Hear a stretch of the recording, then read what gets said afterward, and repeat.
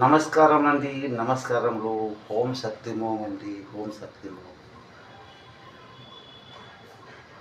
భారతదేశం నా మాతృభూమి. భారతీయులందరూ నా సహోదరులు. నేను నా దేశాన్ని ప్రేమించుచున్నాను.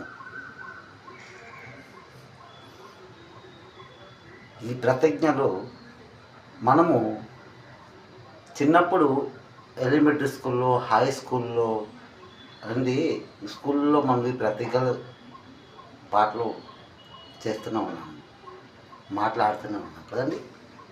తర్వాత జనగణ మంగళదాయకి జయ హే భారత భాగ్య విధాత, పంజాబ్ సింధు గుజరాట మరాఠ ద్రావిడ ఉత్కల తరంగా. అంటే ఈ గీతాలు కూడా మనము స్కూల్లో, ఆఫీసులలో ఏంటి ఎక్కడెక్కడ ప్రేయర్లు అవుతాయి, ప్రార్థనలు అవుతాయి, అక్కడ మనం పాడతాం. ఇది కమాలమైన స్వర్గంలో మాటలు ఏంటంటే, దేవుడు ముందునే మనల్ని చిన్నప్పటి కానిండి మనకి స్కూల్లో,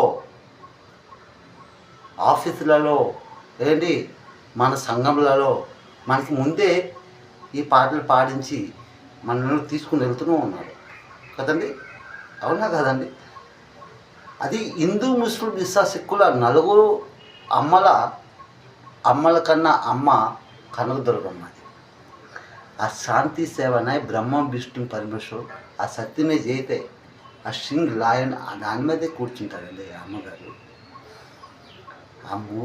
శాంతి సేవనే బ్రహ్మ విష్ణు శంకరుడు ఆ 3 రూపాయల దర్శనమేనండి అమ్మ కనకదుర్గంది. అవునా కదండి. అయినప్పుడు మనం ఏంటంటే మనము అంతా బాగా ఉంది. ఇంట్లో అమ్మని ప్రేమిస్తున్నాము, అక్కని ప్రేమిస్తున్నాము, చెల్లెల్ని ప్రేమిస్తున్నాము, భార్యలను ప్రేమిస్తున్నాము, అన్నయ్యల్ని, తమ్ముళ్ళని, ఫ్రెండ్ సర్కిల్ని, అందరిని మరి ప్రేమిస్తూనే ఉన్నాము. అందరితో మనము టేక్ రెస్పెక్ట్ తీసుకొని మంచిగా నడుస్తూనే ఉన్నాము. అంతా బాగా ఉంది. కాకపోతే మన భూమి కోసం, భారతదేశ భూమి కోసం ఎవరినో ఆలోచించట్లేదండి. ఈ భూమిని తవ్వేసి ఆ భూమి లోపల నుంచి మెట్రో ట్రైన్లు నడిపిస్తున్నాము. రాగి చెట్లు, మర్రి చెట్లు, జీడి చెట్లు అన్నీ కట్ చేసి మన భూమిని మనము బలం లేకుండా చేసుకొని మునిగిపోయిన ఇండియా. అంటే మన కాళ్ళ మీద మనమే కొట్టుకొని పాతాళ లోకంకి వెళ్ళిపోయిన ఇండియా మనం చేసుకున్నామండి. ఈ సత్యము. మనము జగో